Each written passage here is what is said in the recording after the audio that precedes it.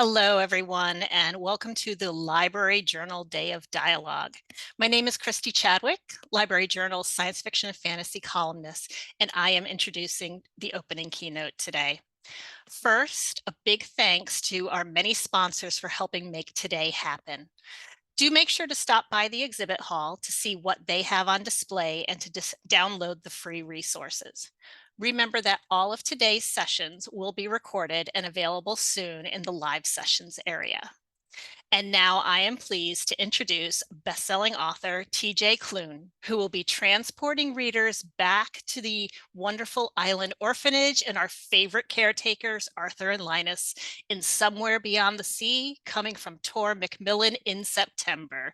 Welcome, TJ. Hi, thank you so much for having me. I'm so excited to be here to finally be able to talk about this book.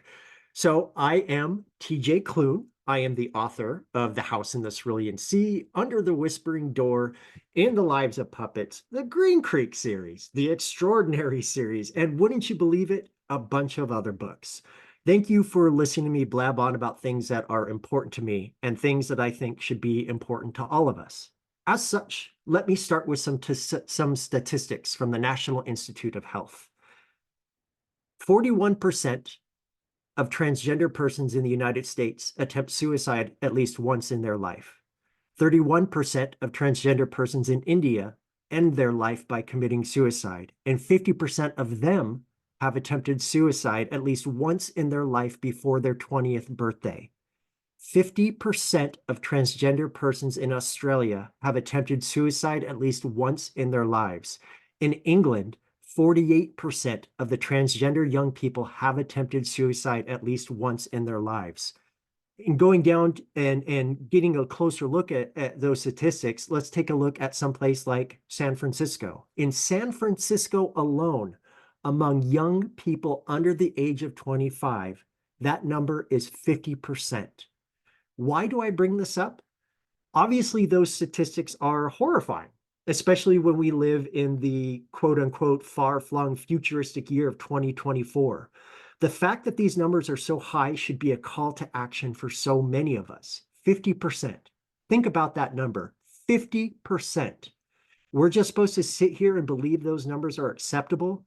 That is half the trans population in those countries. Half have attempted to take their own lives. These are our children, our friends, our family members, our colleagues. These are people who are going through something transformative to find their true selves, only to be met with violence and hostility. And then there's how it relates to my work. Why did I mention this? For two reasons. First, it comes with the idea of legacy. Last year, I was asked in an event what I thought my legacy would be after I was gone. And me being me, I gave a pithy retort.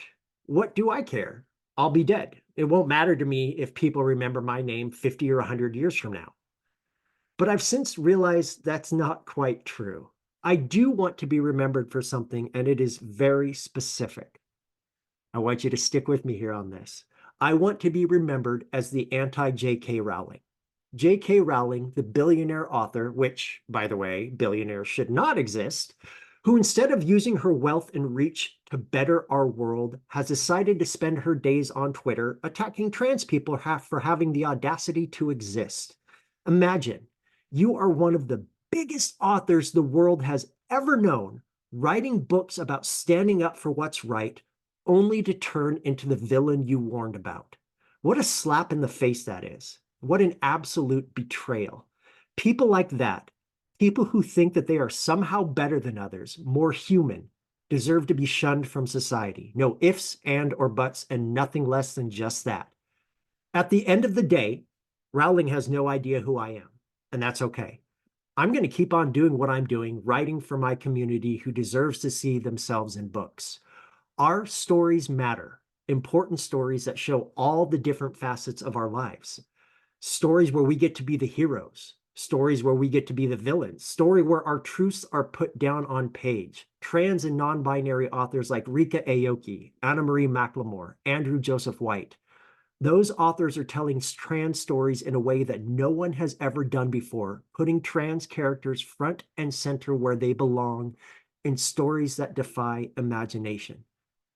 The second reason, and the biggest reason Somewhere Beyond the Sea exists, over the last few years, numerous individuals from the trans community, including trans people, parents and guardians of trans youth, medical professionals who provide gender-affirming care, testified in hearings in front of the government, our government, the United States.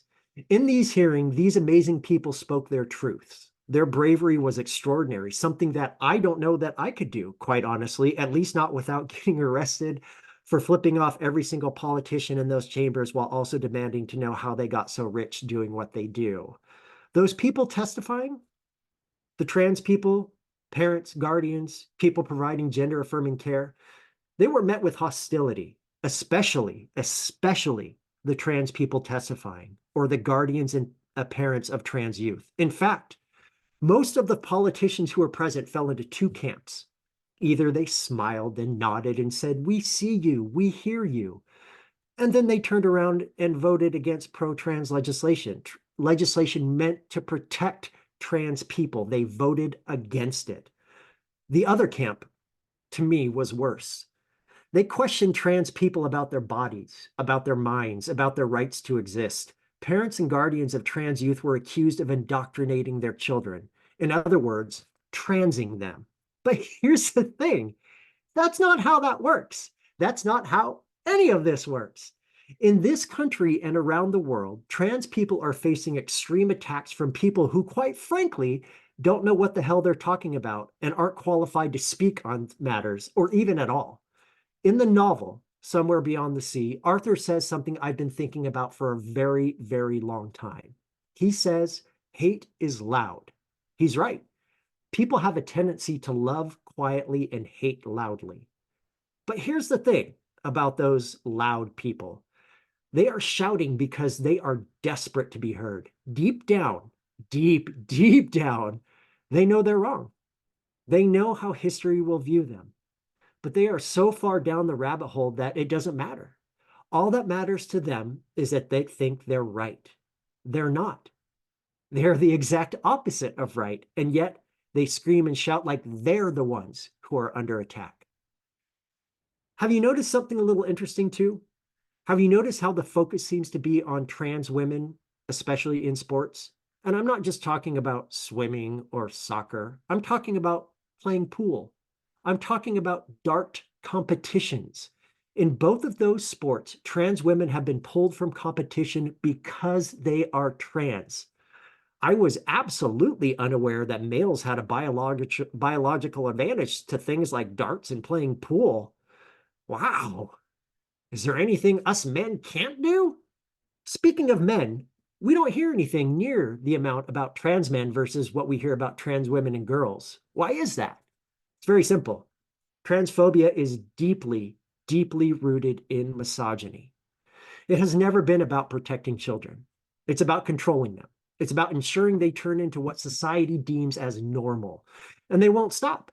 It's trans people now, but what about others? Gays, lesbians, bisexuals, do we really think if they succeed with their vendetta against the trans community, that they'll stop and not come for the rest of us?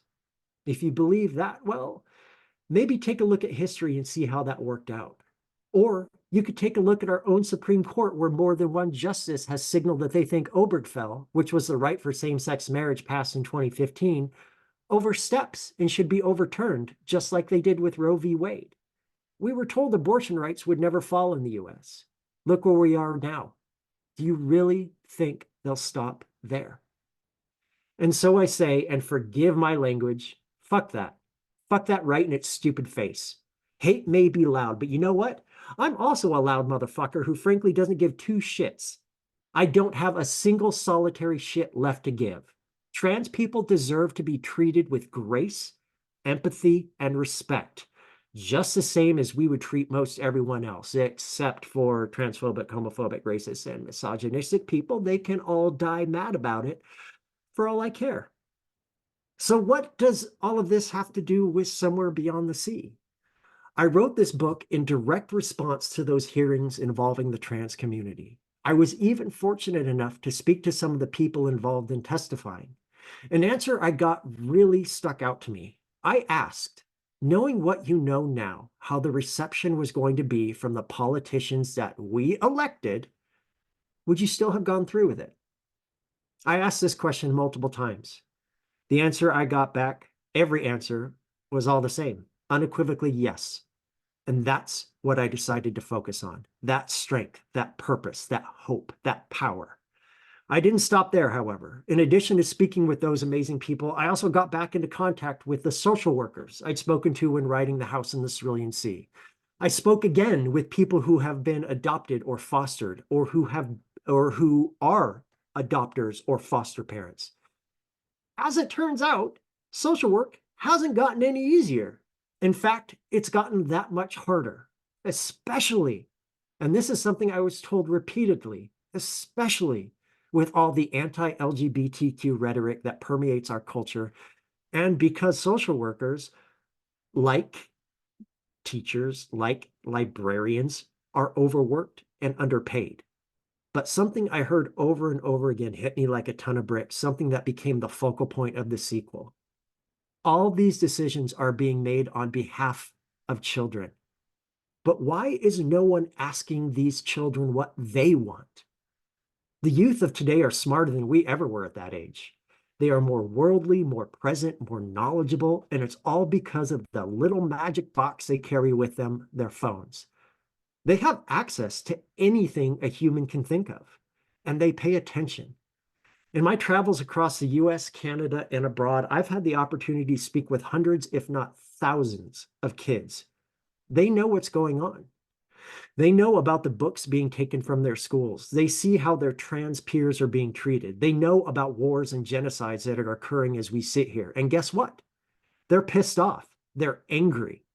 And they are right to be, because people are trying to take away not just their safety, but their identity. Without our identity, who are we?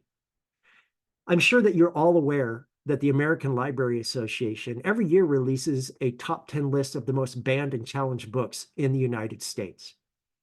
If you go back years, what do all of these lists have in common? All of the banned and challenged books are by and about queer people, about trans people. Authors of color are listed on there because they write about the queer experience along with the Black experience. Those books are under attack as well. It's very interesting that those specific books, those specific types of books, are the ones that we're seeing be challenged and banned more and more and more.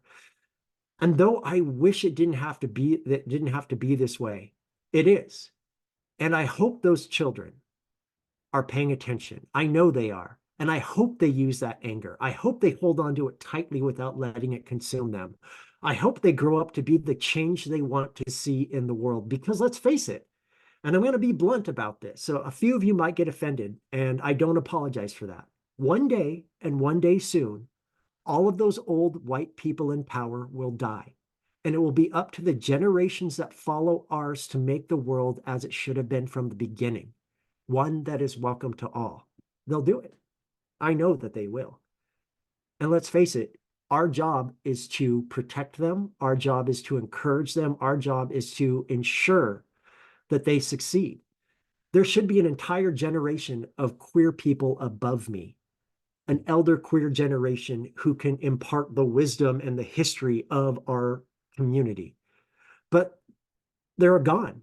They were mostly killed off by Reagan and AIDS in the 1980s and 90s. So it has fallen to a lot of people of my age to be the quote unquote queer elders, even though the word elder next to me just does not fit well, because look at my face. I have a very beautiful skin routine and I'm just absolutely gorgeous. Mwah! But those are the people that we have to hope for. Those are the people that we have to encourage, because those are the people, the younger generations that are coming up, those are going to be the people who make this world a better place. Which leads me to Somewhere Beyond the Sea. I started writing this book in the summer of 2022. It had been a while since I'd been to the island of Marsyas, You see, I wrote The House in the Cerulean Sea, Under the Whispering Door, In the Lives of Puppets, back to back to back, all before Cerulean came out in March of 2020. So Cerulean, at times, felt almost like a distant memory.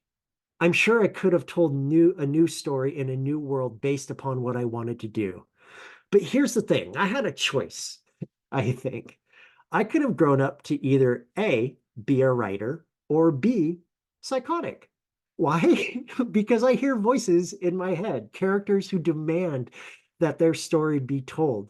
And there is one character above all others who lives rent-free in my brain. And you might be thinking, oh, it's Lucy. Oh, it's Linus. Oh, it must be Arthur because Arthur is the one who narrates this story. No, it's Chauncey. Yes, Chauncey, the green blobby boy who wanted so badly to become a bellhop that he read dozens of books about it. I adore him. He is one of my favorite characters I've ever written. And dear God, he does not shut up. So I figured, hey, why not? Why not see if there's another story to be told? Because there wasn't supposed to be. Those first three books were all meant to be standalones. I wanted to try something different. I wanted to work in different worlds and move on to the next.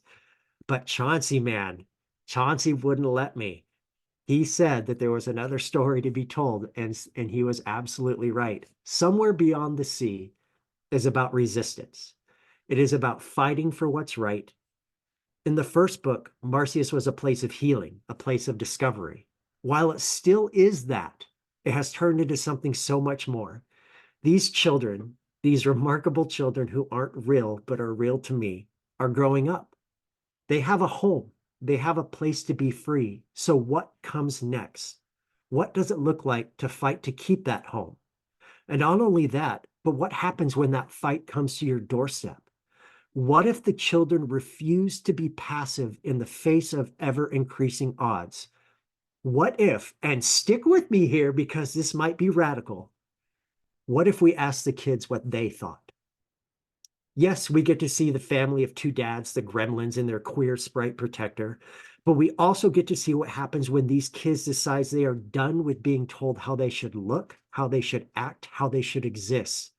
We get to see Sal become the leader I always knew he'd be. We get to see Talia stick it to the man, quite literally. We get to see Lucy decide what being human means. We get to witness Fee come into her own as one of the most powerful beings in existence. We get to see a new fiery side of Theodore. We get to see Chauncey be Chauncey. What that entails, well, I'm not going to tell you now. You'll have to wait and see. In addition, we also get to meet David, a boy hinted at during the final pages of Cerulean Sea. David, who comes to the island with his own history, his own trauma, his own hopes and dreams from the future, and my God, does he fit right in with the rest of the family. Also, Yetis, they frickin' rock. We also get to meet the villain of the story, a woman on a quest for power named Janine Router, who is based explicitly upon J.K. Rowling. Some of you might be thinking, TJ, is that the wisest move? She's a very powerful person. And you may be right, but I don't care. What's the point in having a platform like I do if I'm not going to fight for my community? What's the point of doing what I do if I just told stories? Whether or not people like it, my entire existence has been made into a political talking point, much like they are doing with the trans community, only to a much harsher degree. If we do not call out hate, if we continue to let it fester, then we have already lost. So yes, the villain of the book is J.K. Rowling's stand-in, and I regret absolutely nothing. And you know what? Maybe she'll even read it one day and get super pissed off about it that I called her out on her bullshit. If she does, I'll be ready and waiting. She's going to find out that I don't have a single solitary fuck left to give. And I will do my best to make sure she knows she's wrong, even if she never realizes it herself. Somewhere Beyond the Sea was supposed to come out in 2025. But I asked that it be moved to 2024 for one very specific reason. I'm very sorry to have to be the one to tell you this, but unfortunately, we have an election this year between two men who are somehow, against all odds, still alive. I'm not so high on my own supply that I think this is the most important book I've ever written. But at the same time, this novel is a product of our times. You might get the impression while reading it, as you might be getting while listening to me now, that I'm angry. You'd be right. I'm furious. How dare all these people in power, people elected to promote the rights of their constituents, how dare they? How dare they become disgustingly rich, all while hurting those who are already beaten down? How dare all these people in power use their religion as a shield? Religion that, by the way, usually teaches one to love thy neighbor, not to weaponize the man-made words. Somewhere Beyond the Sea is for anyone who wants to read it.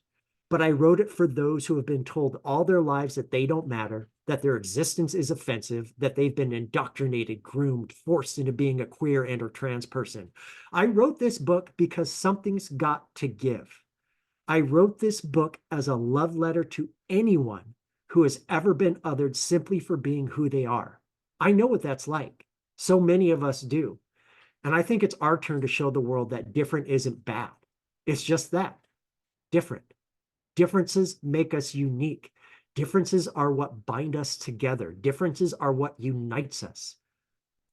You should know that whatever happens when this book comes out, it is not my fault. I say that for a very good reason. The House in the Cerulean Sea released on March 17th, 2020. Imagine, if you will, getting that release date, I don't know, like a year in advance, getting more and more excited the closer it comes, getting ready to go on my first nationwide book tour, only to have the pandemic explode across the world the week the book came out. So while all of y'all were out buying toilet paper and wiping down your cereal boxes for reasons I still don't quite understand, I was sitting there going, hey, do you want to read a book about kindness and the Antichrist? Promise it's really good. And then, and then, 8 months later, The House in the Cerulean Sea appeared on the New York Times bestseller list for the very first time on January 6th, 2021. Do any of you remember anything else happening on that date? So please be aware that when Somewhere Beyond the Sea releases on September 10th, 2024, whatever happens on that date, it is not my fault. I'm kidding, mostly. There are some people that I've met in my journeys talking about books. And I'd like to share, as I wrap this up, I'd like to share some of those people that I've met. And I want to tell you about them because I think that they're important. Deep in the pandemic in 2021, when all of us were still at home, it couldn't go out, couldn't do much of anything, a large part of my job at that point was to do book clubs, online stuff, and stuff like that. So I spent a lot of time online. I don't like being online. I do not like the internet. I'm totally fine if I don't have to check social media ever again.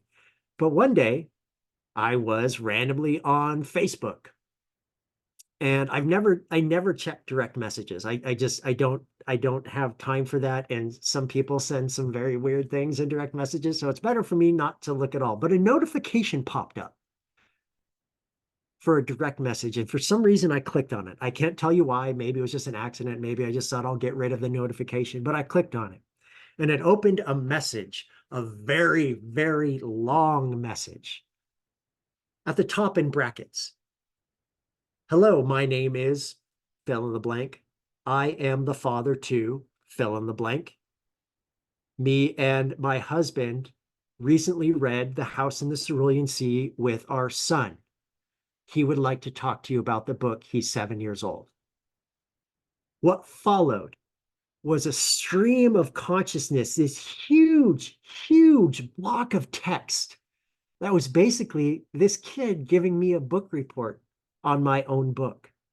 He talked about Chauncey and Lucy and Talia, Fee, Sal, Theodore. He talked about his favorite parts of the book. But it was at the very end that I realized just how important this book was to him, because at the end, he wrote that he had been very, very sad because of the pandemic. He hadn't been able to see his friends for a very long time, and it made him sad. But when he read The House in the Cerulean Sea, it was like he had friends again, and that he could be there with his friends. And would I like to see his Chauncey costume? Forgetting that I was speaking to a child, I responded, hell yes, I'd love to see your Chauncey costume. Thankfully, the father who was typing in response was very accepting of me saying hell yes to his child, and uploaded this picture of this remarkable kid who his father called theatrical, artsy. If you were a queer boy of a certain age, you were probably told that at some point or heard that about yourself. It's basically a different way of saying maybe this kid will be queer when he grows up. And you hear about how much your works affect people. I'm so very fortunate and so very humbled to have spoken with so many people. But that moment, something hit me so differently that I burst into tears. Obviously, I'm having a little hard time right now because the fact that this kid, this wonderful child, felt sad because he couldn't see his friends, and then he picked up a book and found friends. I next want to tell you about a boy I met in West Virginia. I got asked to go to a very rural area in West Virginia to go to a school. At this school, which, by the way, is kindergarten through 12th grade, one school for all grades, I was asked to speak to the upper grades, 6th through 12th. I got on stage and gave my spiel, talk about queer this, queer that, queer books, queer lives matter, queer everything. And afterwards, the librarian who spoke to me said, I think we're going to get in some trouble. And I said, what do you mean? She said some of the school board was in the audience and they did not like the use of the word queer. They did not like how you use that word. And I said, that is my word. That is how I use to describe myself. What would be the issue? She said she didn't know, but that she expected to be pulled into a school board meeting at some point over this. And I felt bad.